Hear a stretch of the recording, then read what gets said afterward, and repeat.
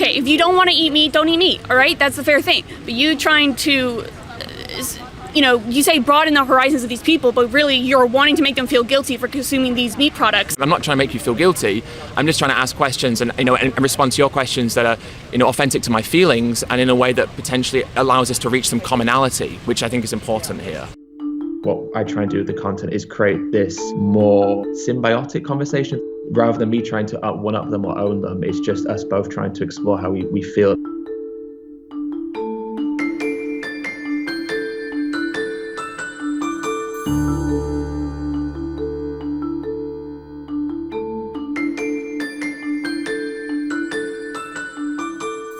By and large, we kind of all use the same arguments. If the animals were taken care of, they live out their lives and then they get consumed one day, but that's just how the world works, right? You're exploiting, I'm exploiting, everyone here is exploiting, every human on Earth is exploiting, even animals are exploiting. People will always point to things like culture, the way they've been raised. Our ancestors ate meat. If you want to argue through science and say we evolved from monkeys, well, monkeys are omnivores, they eat meat. Can appeal to nature kind of arguments, like that fallacy of saying, we've always done this, we have canine teeth, it's the food chain. And I think people do that because it almost relieves them of agency. Just because our ancestors did something, why does that provide moral justification for what we do today? Our ancestors used to murder each other, they were very violent. So are we allowed to kill each other and be violent towards each other because our ancestors did? But of course we're different now, aren't we?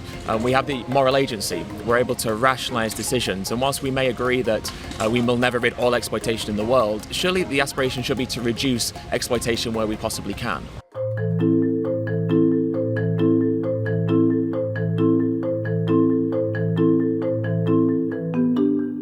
By and large, almost everyone I speak to will say that they don't agree with factory farming. The practices in America are definitely out of pocket, 100%. I'm not pro any of that. People don't then seem to realize that the vast majority of the animals that we farm in the US, for example, I think it's 99% of animals come from factory farms.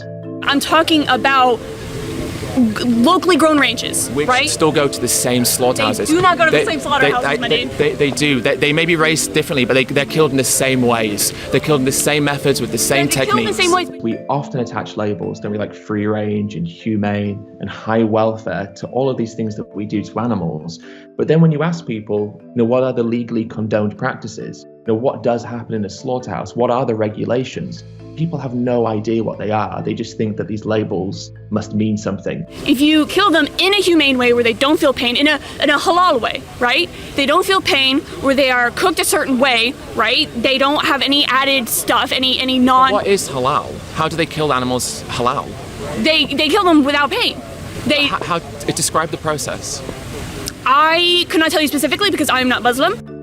I think people are detached from the process to such an extent that the system of farming, which they acknowledge is wrong and they themselves say they don't think is right, is also the system of farming that they're supporting every single day.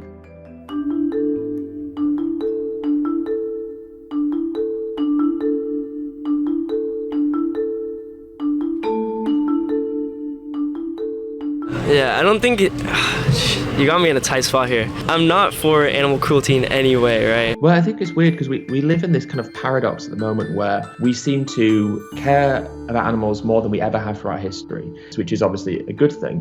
But at the same time, the amount of suffering that we cause to animals is higher than it ever has been at any point in our history.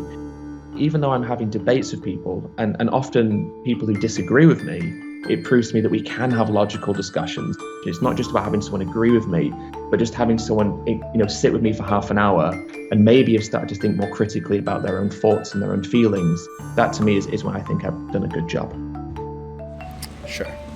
There you go. Thank you very much. A pleasure speaking to you. Really good. Have a wonderful day.